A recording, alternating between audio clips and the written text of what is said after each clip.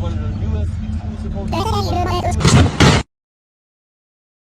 And in the aftermath of the sheep raid, James Douglas, still stationed at Fort Victoria, became even more cautious of American encroachment into his territory. Mr. Douglas, sir, it appears an Indian has discovered gold in the Fraser Canyon, just north of here. Shut up! Keep your voice down, boy. We can't risk those glubby Americans hearing about this, or our territory here will be infested with them. Oh no!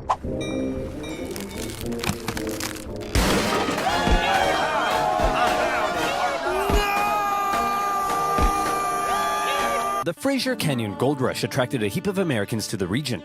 Some got lucky. Most did not. And of those that didn't, rather than returning all the way home, many simply decided to settle in the area. And in particular, the juicy green pastures of San Juan Island were rather appealing. Believing the island was American territory, around a dozen American settlers moved there in the late 1850s. One of them was a man named Lyman Cutler, a young man in his mid-20s, and lazy as pie. He didn't want to have to clear a space in the forest to build his home, so he said, I'll just build my cabin right in the middle of this British sheep run. I'm sure that won't make anyone mad. When he planted potato seeds in his garden, rather than building a nice protective fence around them, he said, I'll just fence in 3 sides and hope all these British farm animals have a moral compass and respect my property rights. Griffin's pig was a Berkshire, well known for rooting, and Lyman's fairly pathetic fence made for a bad combination. Numerous times he had had to chase the pig away from his property, and he once angrily marched up to Griffin's home, saying, Hey, British farm idiot, keep your stupid pig out of my potatoes. It is up to you to keep your potatoes out of my pig! Griffin was furious with his new American neighbors. They built their homes all over his sheep pastures. And besides, what right did they have to be here anyway? It was British territory. Lyman, on the other hand, swore the local government had assured him his land claims were legitimate. And so to him, the British were out of line. Look at that sick freak. In love with his pig. Isn't that just sick? Yeah, what a freak. Not like our love, Spuddy. Ours is all natural. Yep. Just a man and his potato. Nothing wrong with that. But the tension between Lyman and Griffin was just about to explode. What the? Spuddy? All right, you damn dirty pig. That's the final straw.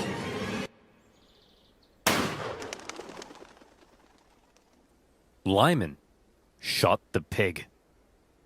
After taking a second to calm down, he felt bad about murdering Griffin's prized boar. So he went to him and said, Hey man, look, I kinda just killed your pig. It was eating my potatoes again and I don't know, man, I kinda just killed your pig. Killed your pig. Killed your pig.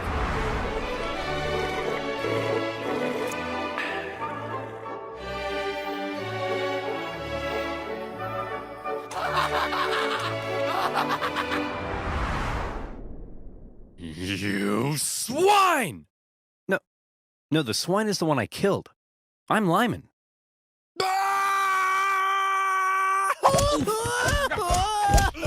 Griffin demanded Lyman pay $100 for the loss of the pig, an outrageous sum at the time. Obviously, Lyman refused, threatening to shoot any more animals that enter his property, even threatening to shoot Griffin himself. When Griffin complained to James Douglas, British officials went and confronted the pig killer. Again, they insisted he pay up, and if he didn't, Lyman claimed they threatened to arrest him and take him back to Victoria.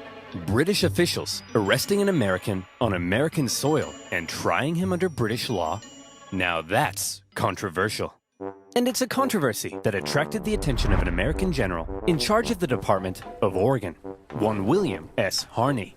This guy, General Harney, had a reputation. He's the kind of guy who invades Mexico without orders, wasting valuable resources and creating an embarrassing situation for everyone involved. He's the kind of guy who has one of his own men arrested for writing the wrong header on a report. He's the kind of guy who finds a dog digging up his yard and then chases it for 1.5 miles just to give it a beating. He hated superiors, hated being told what to do, and had been court-martialed 4 times for disobeying orders. Contemporaries described him as an imbecile, all matter and no mind, an arrogant humbug, and a laughingstock. Like I said, General Harney had a reputation. He hated the British and was out for any opportunity to earn personal glory for himself. By some accounts, he even wanted to become president. And so, in July 1859, when he happened to visit San Juan Island, and he learned of the plight of the Americans living there, the shooting of a pig, and the British threat to arrest Lyman Cutler, General Harney went into scheme mode. Hey yo, Captain Pickett. Yes, sir. Listen carefully. I need you to go pick up some flowers and bring them to my place later.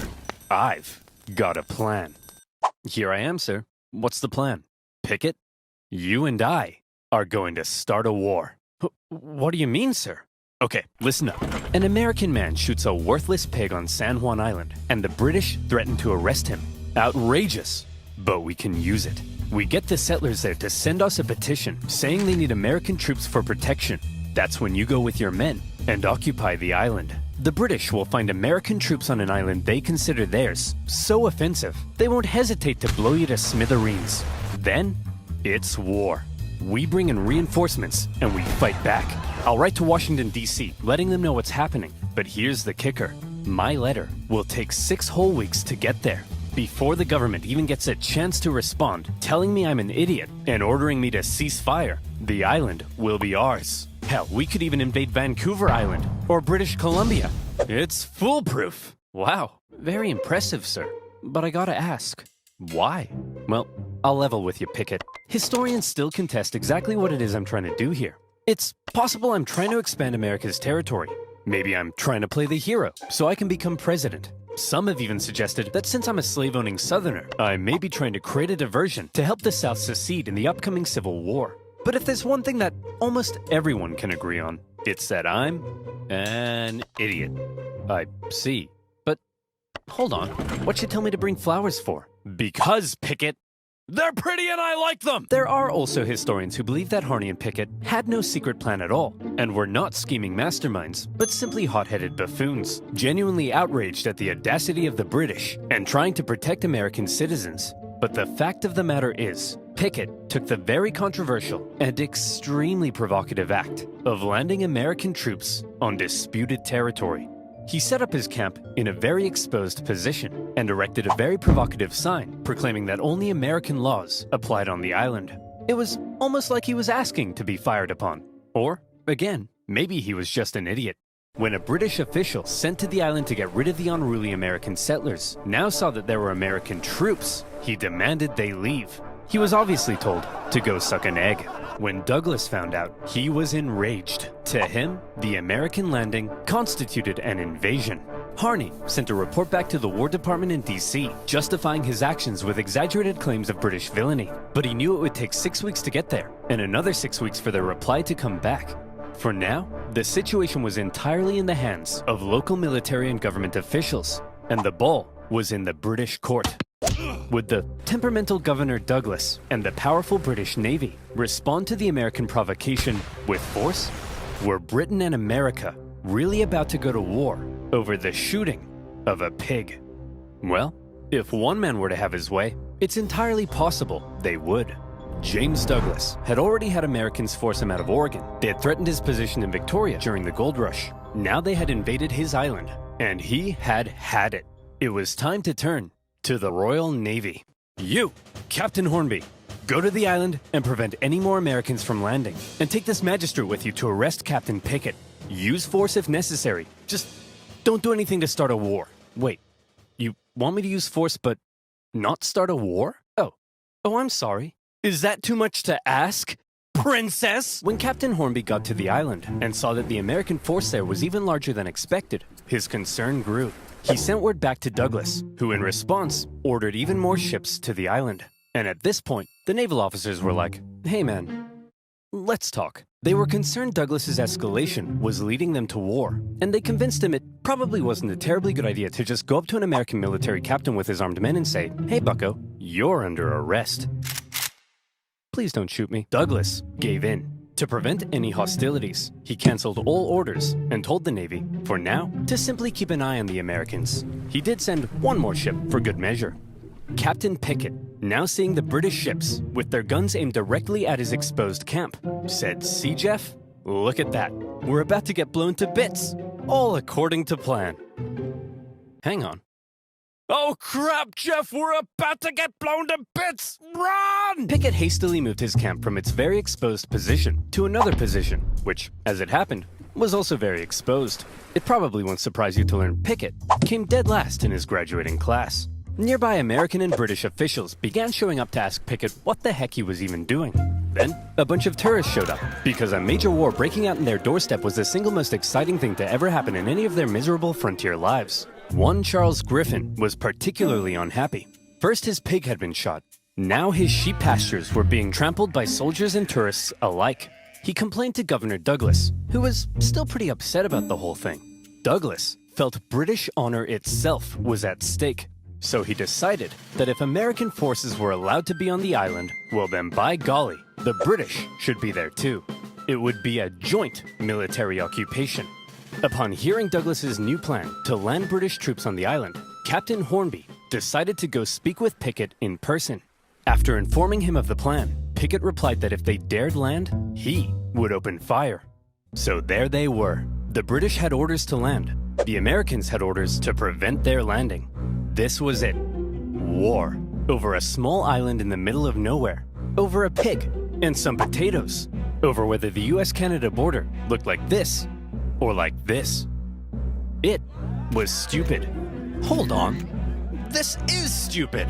To heck with it. I'm not landing those troops. I'm not gonna be the one who starts a war.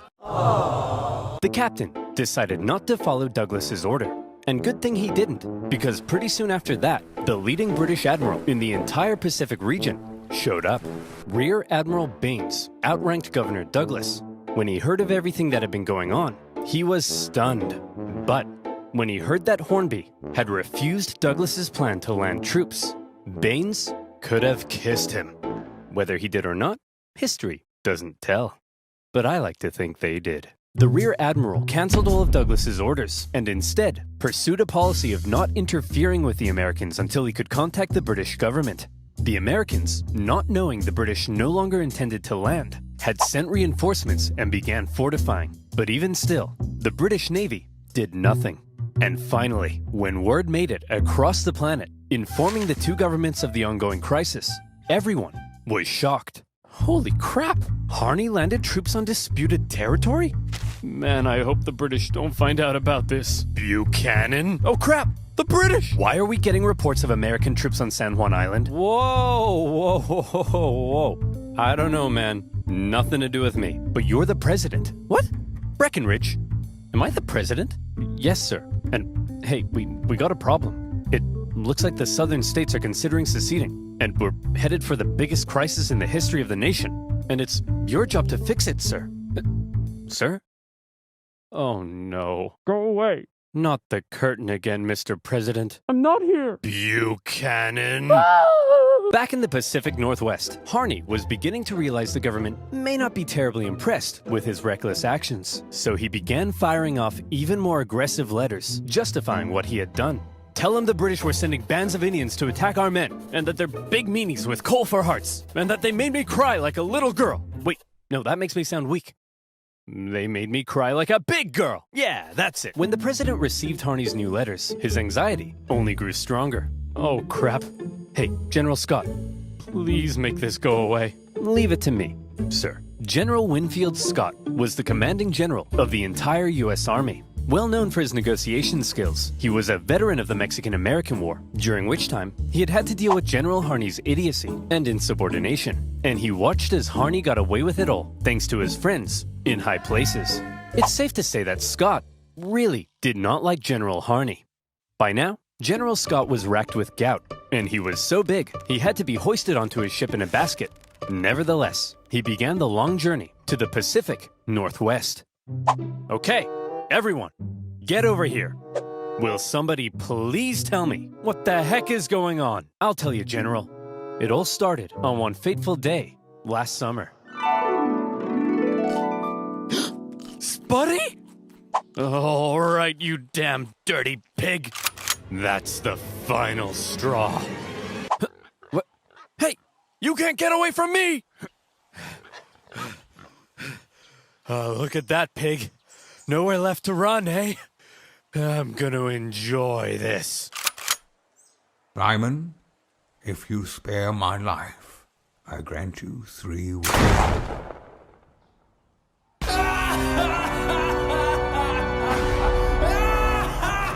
So you see, General, the pig wasn't even on his property when he shot it. Liar! He's lying to you, General. I'll tell you what really happened. What a pleasant summer's afternoon here on my humble farm. It's just me and my beloved potatoes. I'm so happy. Say, Lyman, them some nice spuds you got there. Would be a shame if somebody ate them. No, not again, you beast! Leave my potatoes alone! Yeah, I'm gonna eat them, Lyman. I'll eat them, and then I'm gonna eat you. Stay back! I'll shoot! Go ahead, punk. Make my day. Shoot me! Shoot me! He made me do it! He made me do it! So you're telling me you guys nearly started a war with the strongest naval power in the world over the shooting of a pig? Yeah, now he's starting to get it. Not only the pig, sir. The British then threatened to arrest this poor, pure American soul. Thank you, General. Shut up. I don't care about you. Okay, I've made up my mind. You're an idiot. You're an idiot. You're an idiot. You're an idiot. You're an idiot. You guys are fine. And you two are the most mind-numbingly brain-dead ding-dongs I've ever encountered in all my life. And I'll see you in my office. Okay, Harney, listen. I cut a deal with the Brits. Here's how it's gonna be. Both sides will maintain a small force on the island for a joint military occupation until our two governments can decide who owns the island. Now, the only way they'd agree to that is if Pickett is removed from command, so I'm replacing him with Captain Hunt here. Now, Harney, listen to me. Do not, under any circumstances, put Pickett back on that island, okay? I mean it, Harney. Do not order Pickett back onto the island. Understood? Yes, sir. Good. I'll see you glubos later. Is he gone? I think so. Good. Hunt, you're fired. Pickett, you're going back on the island. All right, you psychopath. I've been waiting years for this. I hate you. I've always hated you. Harney had not only ordered Pickett back onto the island, but his department even notified the British that it did not recognize the joint occupation settlement, while everyone else had decided on peace. Harney appeared to still be threatening war. Needless to say, a furious Winfield Scott soon removed him from command and sent him elsewhere. In Harney's absence, the joint occupation went ahead, and the troops actually got along together quite well. The British attended 4th of July celebrations at the American camp, while the Americans visited the British for Queen Victoria's birthday. Even Pickett became good friends with his British counterpart. War, it seemed, had been avoided, thanks largely to the level-headed actions of the Royal Navy and General Winfield Scott. Of course, the islands were still in dispute, and the question of who exactly owned them still had to be answered. That answer would have to wait, because while San Juan was at peace, the nation was tearing itself apart. When civil war broke out in 1861, the issue of San Juan just wasn't that important. Harney, despite being a Southerner, remained in the U.S. Army, but was eventually removed from command at St. Louis when his loyalty to the Union came under suspicion. More famously, Captain Pickett, a native Virginian, went on to become a Confederate general. Pickett's charge at the Battle of Gettysburg remains one of the most famous moments of the entire war and marked a major turning point. U.S. relations with Britain actually soured during the war. The British, missing their supply of southern cotton, initially looked like they may intervene on the side of the Confederacy. There was the Trent Affair, when Confederate diplomats were discovered and arrested on a British mail steamer. And then there were the British-built ships, sold to the Confederacy, that wreaked havoc on northern commerce. When the Civil War ended, furious American politicians called on the British to pay reparations. And by now, a long list of hot issues existed between them. And yes, on that list remained, 12 years later, still the issue of who owned these gosh darn islands. That issue, it was finally agreed, would be submitted to international arbitration. The Empire of Germany would decide, with the British and Americans presenting arguments. The American argument was reportedly presented with a little more pizzazz. a little more zing. And in the end, when the Germans made their decision, they awarded the San Juan Islands to the United States. When an aging Douglas heard the news, he said that there was no possible way the British argument had been presented correctly. But that was that. The British conceded, and on the 25th of November, 1872, the last British troops left the island as the Sam. By this time, Charles Griffin had already left the island, and the Hudson's Bay Company eventually sold their sheep farm. And so, there you have it, a dangerous situation that almost brought two great powers to war, triggered by the shooting of a pig. But thanks to more level-headed minds and an eagerness for peace and cooperation, conflict was avoided, and the only casualty of this pig war was, well, just a pig. But how different could things have been? What if the British had attempted to arrest Pickett? What if they had landed troops? Could the two sides have actually gone to war? Could America have invaded Canada? Could it, perhaps, still invade Canada? Think about it. Why not? We have the manpower. We have the arms. It's our manifest destiny. Picture a future where American Mounties wear red, white, and blue and hail the stars and stripes, where Wayne Gretzky would wave the American flag every 4th of July in the streets of Montreal. Maple syrup, the greatest American food. Banff, the greatest American national park. One united nation under the leadership of our glorious president, Drake. No longer shall we tolerate our smug neighbors to the north with their affordable insulin and endless comments complaining that I don't talk about Canada enough in my videos. That's right, Canadians. Watch your backs. Sleep with one eye open tonight, because Biden's coming, baby. And this time, he's coming with a vengeance!